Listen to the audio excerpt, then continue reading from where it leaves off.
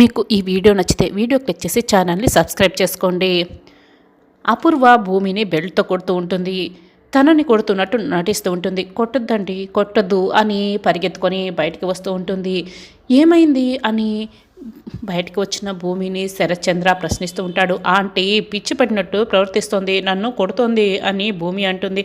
నేను వెళ్ళి చెక్ చేసి వస్తాను అని కృష్ణప్రసాద్ లోపలికి వస్తాడు. ఇక ఆయన కూడా తలుపు గడియ పెడతాడు. అయ్యో అపూర్వ గారు, నన్ను కొట్టొద్దు, నన్ను కొట్టొద్దు అని ఆయన కూడా కుర్చీలన్నీ కింద పడేస్తాడు. ఆయన పాటికి ఆయనే బాగా నటించేస్తాడు.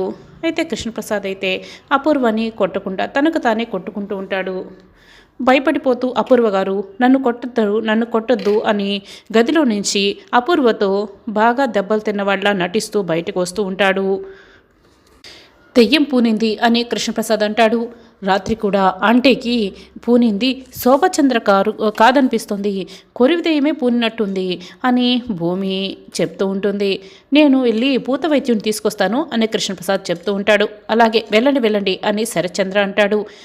కృష్ణప్రసాద్ భూత వైద్యుడి దగ్గర గెటప్లో అక్కడికి వచ్చి ఉంటాడు. ముగ్గు వేసి కృష్ణప్రసాద్ చరిష్మా అంటూ ఒక విధమైన మంత్రాలు చదువుతూ అపూర్వ మాట పడిపోవడం కారణంగా అపూర్వ అయితే ఏం మాట్లాడలేకపోతూ ఉంటుంది. చరణ్ భూమి అయితే చాలా బలవంతంగా కృష్ణప్రసాద్ ముందు అపూర్వని కూర్చోపెట్టుంటారు.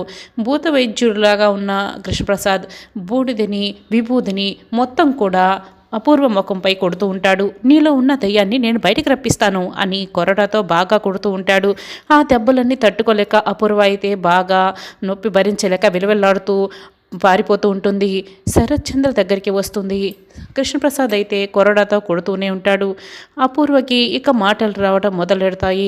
బావా, నాకు ఏ దయ్యం పట్టలేదు బావా, రాత్రి శోభాచంద్ర అక్క కూడా నన్ను పూనలేదు అని అపూర్వ అయితే ఆ బాధను తట్టుకోలేక నిజం చెప్పేస్తుంది. అంటే నా శోభచంద్ర పూన్నట్టు నువ్వు నాటకం ఆడావా అని శరత్చంద్ర చాలా కోపంగా అడుగుతూ ఉంటాడు. అవునని అపూర్వ ఒప్పుకుంటుంది. వెంటనే శరత్చంద్ర కోపంతో ఊగిపోతూ అపూర్వ చెంప పగలగొడతాడు. ఇదంతా చూసిన భూమి అయితే చాలా సంతోషంగా ఉంటుంది.